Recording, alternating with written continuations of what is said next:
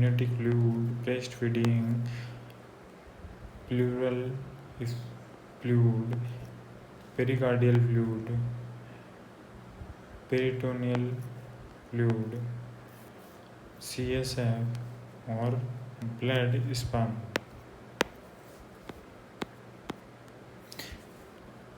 MOT mode of transmission, यानी बीमारी सबसे ज़्यादा किससे फैलती है, सबसे कम किससे फैलती है, फैलने के तरीके माध्यम कौन कौन से हैं। Mode of transmissions, unprotected sexual intercourse, unprotected sexual intercourse most common 87%, यानी कोई भी पर्सन है वो अनप्रोटेक्टेड सेक्सुअल इंटरकोर्स करता है तो सबसे ज़्यादा रिस्क है ये HIV फैलने की, 87%।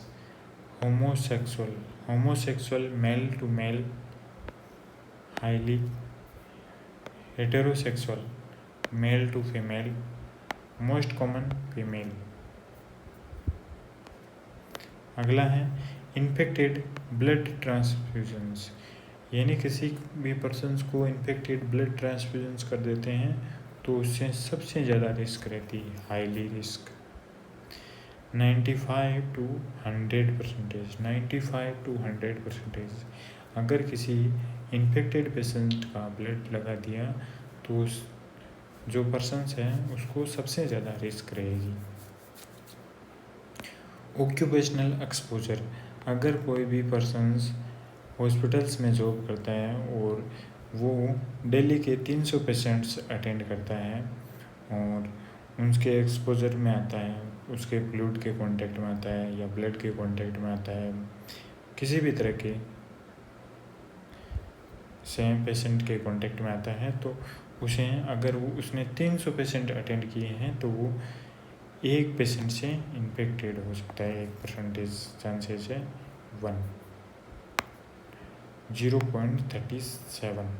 0.37% चांसेस है ऑक्यूपेशनल एक्सपोजर जॉब के दौरान।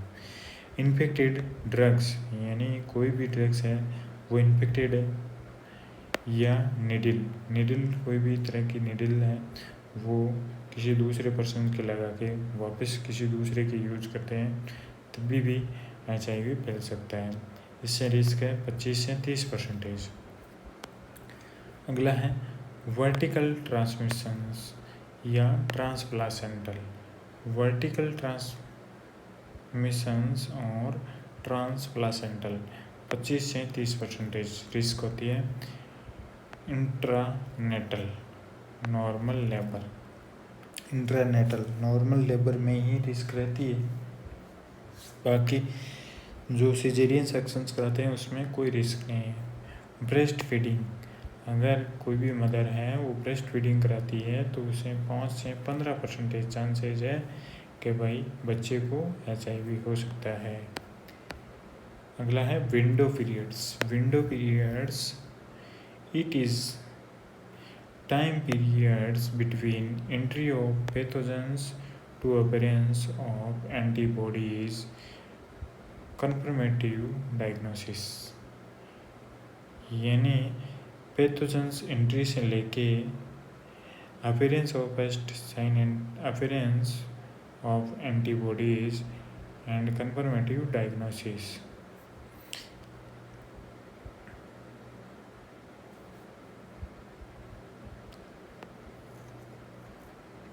इंक्यूबेशन पीरियड्स हैं मंथ से ईयर तक, यानी कुछ महीनों से लेकर 10 साल तक का भी समय लग सकता है HIV का इंक्यूबेशन पीरियड। यानी HIV की इससे क्या पता चलता है कि पैथोजेनिसिटी है वो लो है, बीमारी पैदा करने की क्षमता।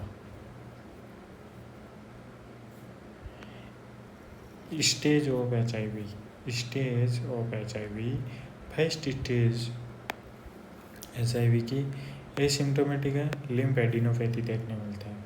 एसिम्टोमेटिक है फर्स्ट स्टेज और लिम्फेडिनोपैथी देखने को मिलता है।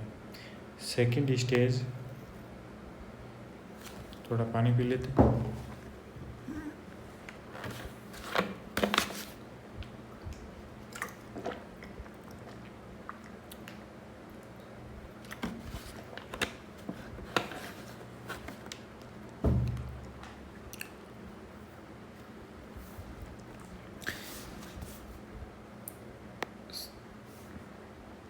Second stage mild weight loss, यानी सेकंड स्टेज में माइल्ड वेट लॉस होता है, less than 10% body weight, less than 10% body weight loss होता है।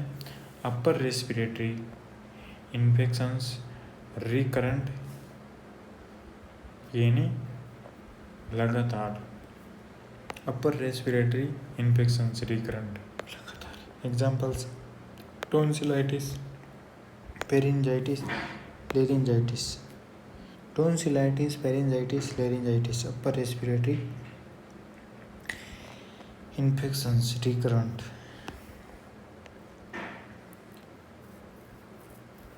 ओनिकोमाइकोसिस, ओनिकोमाइकोसिस में क्या देखने को मिलता है?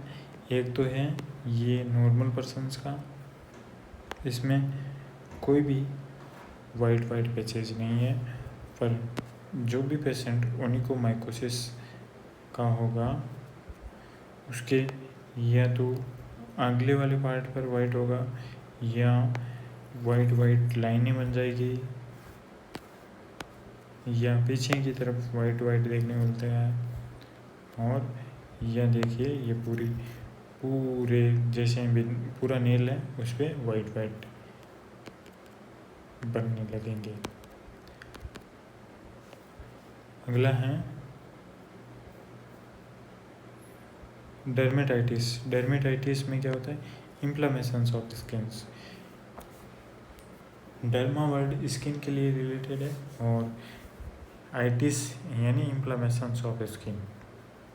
Angular cheilitis, outer corner of mouth. Angular cheilitis, outer corner of mouth, यानी हमारा जो होठ है उसके जो दोनों साइड के कॉर्नर है वो फटने लगते हैं। इसमें देख सकते हैं, ये यहाँ से आउटर कॉर्नर ऑफ माउथ पर देखने को मिलता है angular चिलाइटिस।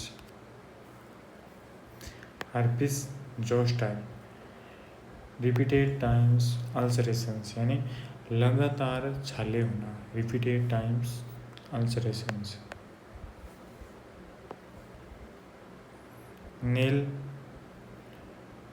Fungus infections, nail fungus infections. Onychomycosis, onychomycosis जो हमने अभी इमेज में देखा है ये रहा। स्टेज थर्ड स्टेज में क्या देखने मिलता है? वेट लॉस मोर देन 10%, यानी थर्ड स्टेज में 10% से भी ज़्यादा वेट लॉस देखने मिलता है। Moderate to severe weight loss, यानी थर्ड स्टेज में वेट लॉस है वो मॉडरेट टू सीवियर है। Mild to moderate fever more than 1 month, यानी 1 महीने के लिए माइल्ड टू मॉडरेट फीवर रहेगा। Persistent diarrhoea more than 1 month, यानी लगातार डायरिया प्रेजेंट रहेगा 1 महीने तक।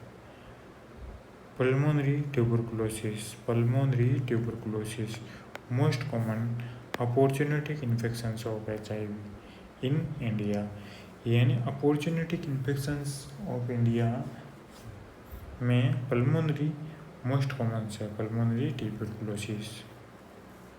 Oral candidiasis, oral candidiasis, candida albicans. Oral candidiasis किससे आता है? कैंडिडा एल्बिकेंस है, जो फंगस इन्फेक्शन होता है, फंगस से होता है। इसमें देख लीजिए ओरल कैंडिडासिस, ये यहाँ पे देखने मिलता है, पूरे माउथ में वाइट पैचेज हो गए। ओरल कैंडिडासिस जो कि कैंडिडा एल्बिकेंस है, फंगस से होता है। Second most common opportunity infections of India in India HIV में second most common opportunity infections होता है ओरल कैंडिडाइसिस,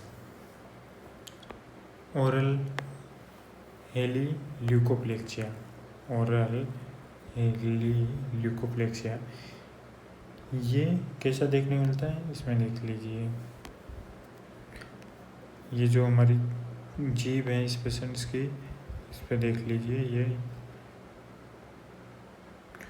ल्यूकोप्लेकिया।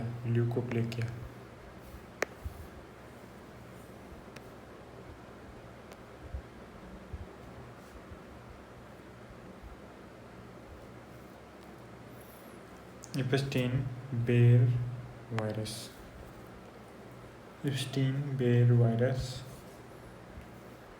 स्टेज 4 यानी 4th स्टेज में आ गई HIV वाले में। 4th stage it is also known as AIDS, यानी 4th स्टेज को क्या बोला जाता है, एड्स। इसमें CD4 सेल्स लेस देन 200 आ जाती है। CD4 सेल्स की count less than 200। It is also known as slims disease भी बोला जाता है 4th स्टेज को। It is also known as wasting syndromes, यानी वास्टिंग हड्डियों का ढांचा देखने को मिलेगा इसमें वेट लॉस मोर देन 50%, यानी 50% से भी ज़्यादा वेट लॉस देखने को मिलेगा 4th स्टेज में। PCV pneumocystis carinii pneumonia most common opportunistic infections of HIV in world and also reasons death, यानी न्यूमोसाइटिक कॉर्निया न्यूमोनिया से मोस्ट कॉमन अपॉर्चुनिटी इन्फेक्शंस है और वर्ल्ड में, विश्व में, और इससे क्या होता है, डेथ भी हो सकती है पर्सन्स की। It is caused by pneumocystis jirovecii, yeast-like structure।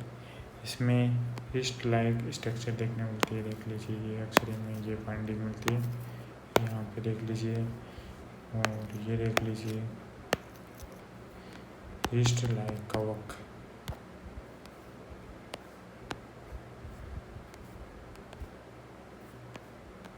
अगला है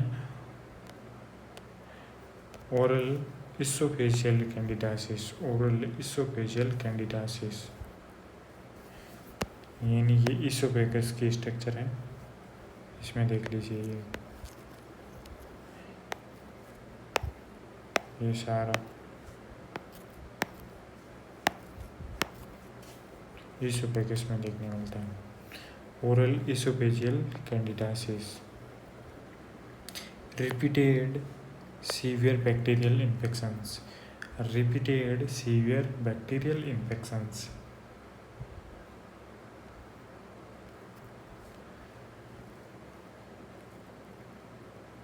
Kaposis sarcoma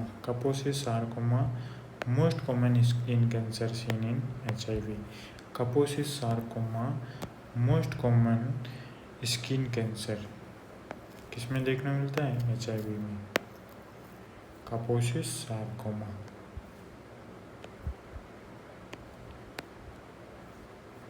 साइटोमेगलोवायरस